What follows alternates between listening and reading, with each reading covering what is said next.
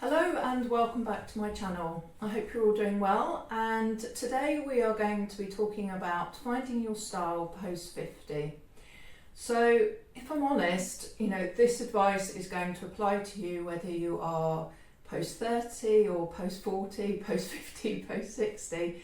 So it's not specific to being 50 years or older, but what I do notice with a lot of my clients who are, say, 45, 50 and over is that they struggle to find their style. They struggle, their body shape has changed, and so that means that their desire of how to dress has changed as well.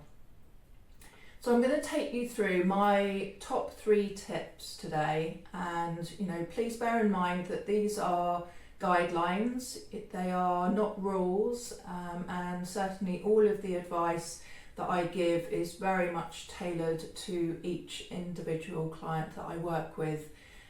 So this is a little bit general, but will certainly give you a good starting point to think about how you can move your style forward to a place where you feel that you're flourishing in your newfound style. So first of all, what I want you to do is to truly understand how you like to dress. What is your style preference? Really understand your style. Now, I offer a course called Understand and Develop Your Signature Style, and this will help you to identify whether you are classic or dramatic or natural, and the list goes on, but it starts to get you thinking about your preferred way of dressing. How do you feel most comfortable? What clothes do you like to wear? Is it jeans? Is it trousers? Is it joggers? Really delving deep into how you feel most comfortable. What style is it that you feel most comfortable in? And then we also look at identifying what I call your style values. So these are descriptive words of how you would describe your style in more detail. But once you've truly nailed that, it makes a world of difference when it comes to shopping and looking in your wardrobe and thinking about what you're going to wear on a day-to-day basis. So truly understanding your style is really important, especially at this time in your life, when your life is evolving. Maybe you've been looking after elderly parents and now you don't do that anymore. Maybe you've had children and they've now grown up, or you don't actually need to be running around after them. And this all has a huge impact in the clothes that you're wearing and what you need your wardrobe to be performing, how you need it to perform on a day-to-day basis. This will also impact the brands that you go to time and time again. When you go out shopping, do you go for Reiss, or do you go for Jigsaw, or do you go for H&M, or Wise, or Mint Velvet? They all have very different offerings when it comes to the style of clothing that they sell. And once you know your style, then you can start to know and identify where you would go shopping. So that's the first thing. Understanding your style is really important. Then the next thing, as you would expect from a personal stylist, is to think about understanding and truly understanding your body shape and your colourings. So what are your most flattering colours to wear? And by that I mean the colours that are closest to your face, because that will have the biggest impact on your skin tone and just elevating everything and giving it a much more vibrant and youthful look. But understanding your body shape as well. So as we get older, our body shape is obviously going to change. It's very rare that I see a client and they say, oh no, my body shape is the same as it was in my 20s.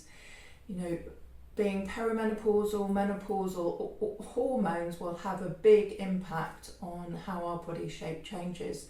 For me personally, for example, I've moved from being more of a pear-shaped to more of a pear-shape stroke apple shape, so I carry a little bit more weight around my middle than I did when I was in my 20s. So this has a big impact on the style of trousers, for example, that I like to go for.